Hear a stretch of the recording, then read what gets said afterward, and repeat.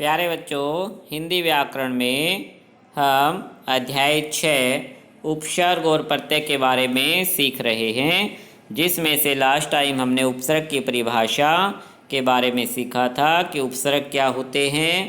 कि ऐसे शब्दांश हैं जो किसी शब्द के आरंभ में जुड़कर उसके अर्थ में नवीनता लाते हैं, यानी परिवर्तन लाते हैं।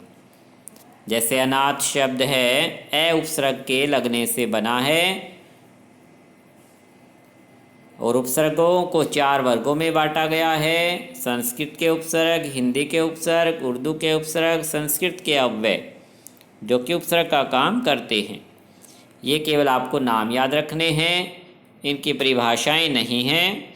इसके बाद हमने संस्कृत के उपसर्गों से 2-2 शब्द बनाने सीखे थे, याद किए थे। आज हम उपसर्ग के जो बाकी वर्ग हैं उनमें इसी तरह से उपसर्गों से शब्द बनाने सीखेंगे, याद करेंगे। कि हिंदी के जो उपसर्ग हैं कि ए उपसर्ग से 2 शब्द बनाइए, अछूत, अमन, अचेत, कोई भी 2 शब्द बना सकते हैं, इनमें से लिख सकते हैं या अपनी तरफ से भी कोई शब्दों की रचना कर सकते हैं। ध्यान ये रखना है कि जिस शब्द में हम उपसर्ग जोड़ रहे हैं वह जो मूल शब्द है उसका भी हमें कोई अर्थ निकलना जरूरी है, उसका सार्थक अर्थ हो। जैसे अद को जोड़ा गया पका में, अद उपसर्ग जोड़ने से बन गया अद पका। अद खिला, अद जोड़ने से अर्थ क्या निकलता है इसका, आधा। तो अर्थ केवल इनको समझने के लिए कि इन उपसर्गों का अर्थ क्या है, हमें याद क्या करना है, शब्दों की रचना। उ उपसर्ग से उजाड़, उखाड़। अन उपसर्ग से अनहोनी, अनचाहा, यानी नहीं का भाव पैदा होता है इनसे। तो इस तरह से बच्चों आपको आज उपसर्ग के जो बाकी वर्ग हैं, भेद हैं या प्रकार हैं, इन सभी के 2-2 उदाहरण याद करने हैं। उन उपसर्ग से 29, 39, नि उपसर्ग से निडर, निहत्था, भर उपसर्ग से भरपेट, भरपूर, ति उपसर्ग से तिगुना, तिराहा, वि उपसर्ग से विशेष, वियोग। इसी तरह से आपको सभी उपसर्गों से 2-2 शब्दों की रचना करनी आनी चाहिए। इसके बाद है उर्दू के उपसर्ग, इसी तरह से इनको करना है।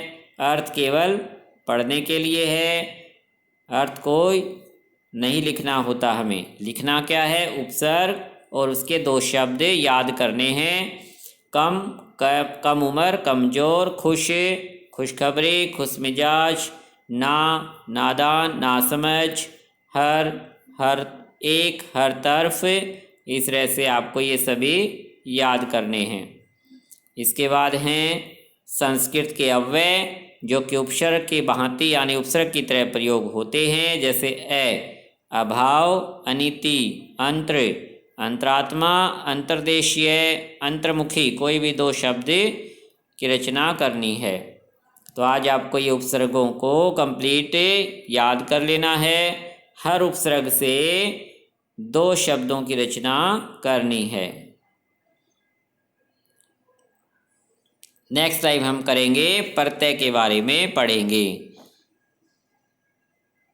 अच्छा बच्चों, धन्यवाद।